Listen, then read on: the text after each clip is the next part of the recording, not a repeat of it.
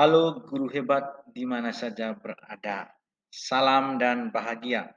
Saya Elisius Udit, calon guru penggerak angkatan 7 dari SMK Stella Maris Labuan Bajo, Kabupaten Manggarai Barat, Provinsi Nusa Tenggara Timur. Saya akan coba membagikan hasil desain saya berkaitan dengan perwujudan pemikiran Ki Hajar Dewantara tentang pendidikan yang berpihak pada peserta didik. Di sini saya akan coba membahas 4 hal yang menurut saya sangat penting berkaitan dengan pemikiran Ki Hajar Dewantara tentang pendidikan. Yang pertama tentang asas pendidikan, yang kedua tentang dasar pendidikan, yang ketiga tentang kodrat alam dan kodrat zaman, dan yang keempat tentang budi pekerti.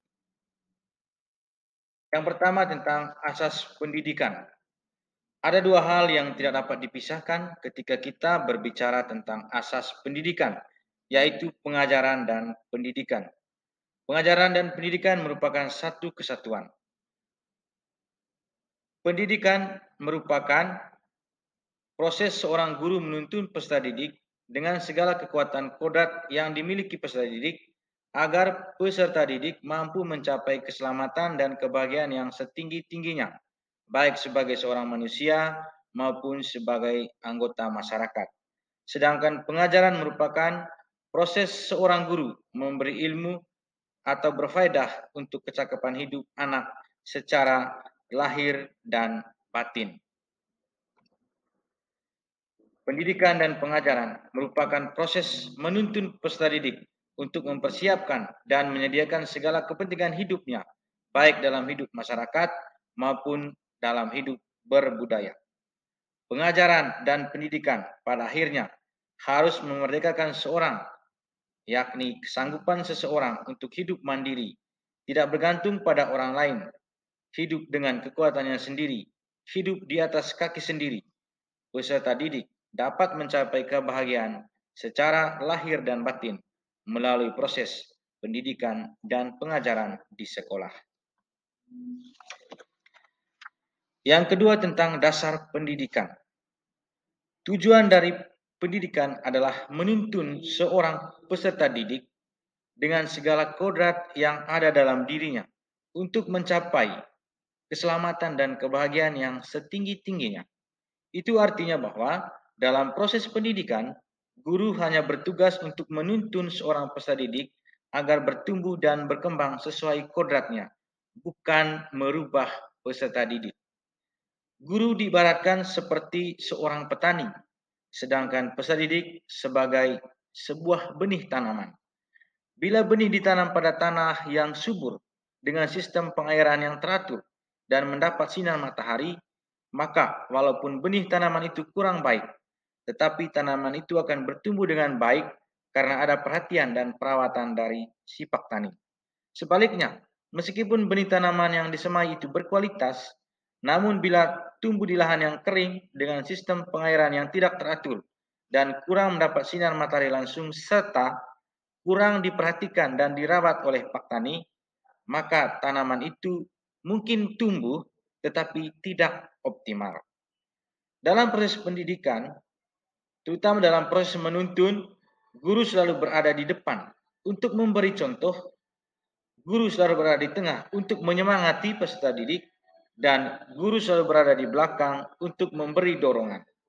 Di sini, guru memberikan kemerdekaan kepada peserta didik untuk berkembang, bukan memaksanya. Intinya bahwa guru hanya menuntun peserta didik untuk menebalkan kekuatan kodratnya yang masih samar-samar.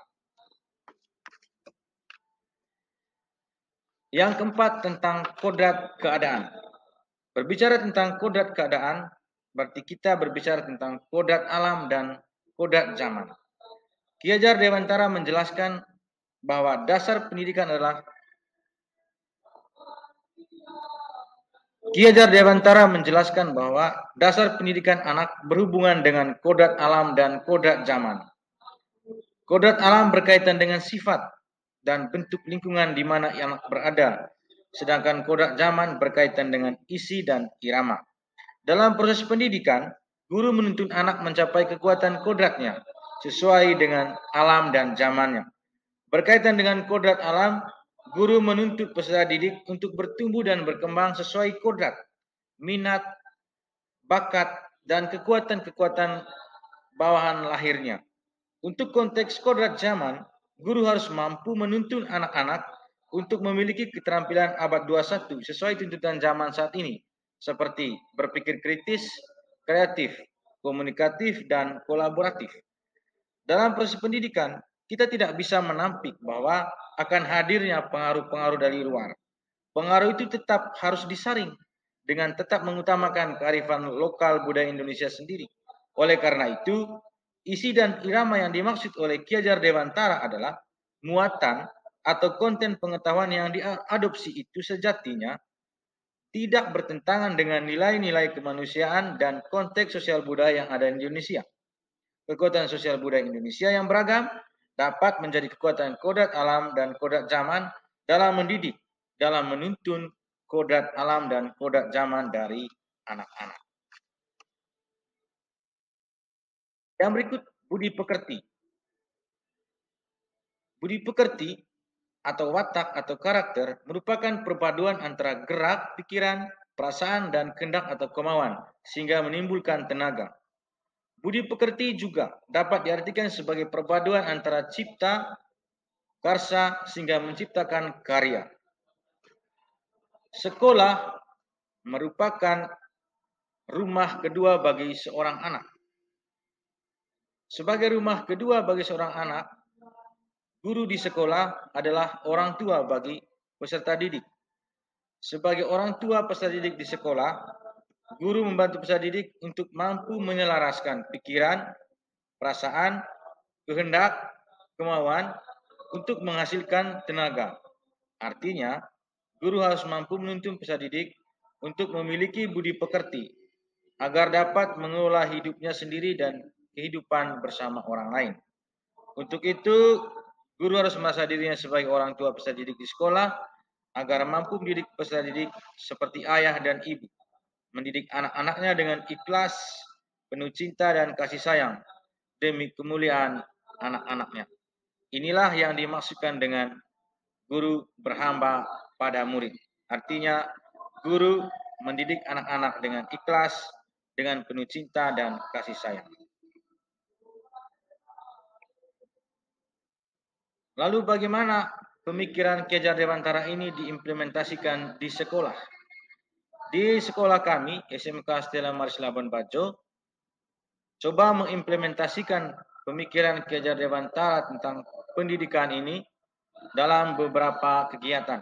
Seperti yang pertama itu pelajaran berbasis project real, kemudian pembelajaran berbasis masalah, kemudian kelas industri, kemudian penyelarasan kurikulum. Hal ini kami buat untuk mencapai tujuan pendidikan, yaitu anak-anak atau peserta didik sebagai pusat dari pembelajaran.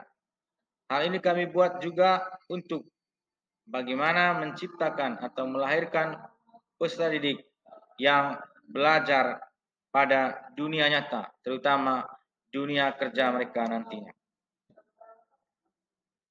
Kemudian bagaimana implementasinya di dalam kelas?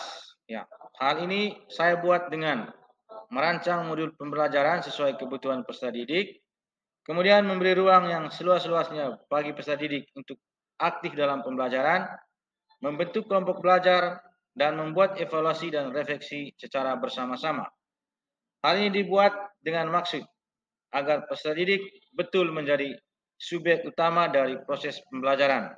Guru bukanlah satu-satunya sumber belajar, tetapi guru hanya menuntun anak-anak untuk mengembangkan kodrat alam dan kodrat zamannya masing-masing.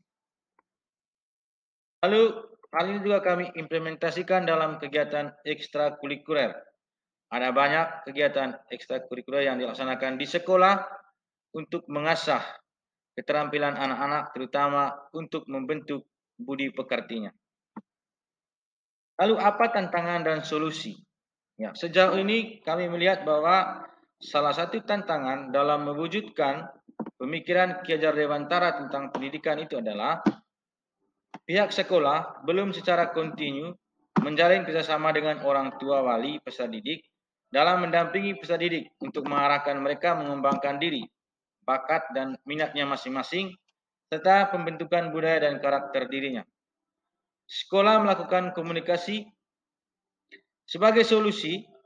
Saya melihat bahwa sekolah semestinya melakukan komunikasi dan kerjasama dengan orang tua wali agar orang tua wali peserta didik mengetahui program-program sekolah dalam rangka membimbing, menuntun peserta didik untuk berkembang sesuai dengan kekuatan dalam dirinya dan zamannya. Selain itu, kerjasama ini bertujuan agar orang tua wali bersama sekolah menuntun peserta didik untuk mengembangkan budi pekertinya. Guru dan orang tua harus merasa bahwa peserta didik adalah anaknya sendiri yang harus dididik dengan ikhlas, penuh cinta dan kasih sayang untuk kemuliaan peserta didik masing-masing. Sekian dan terima kasih.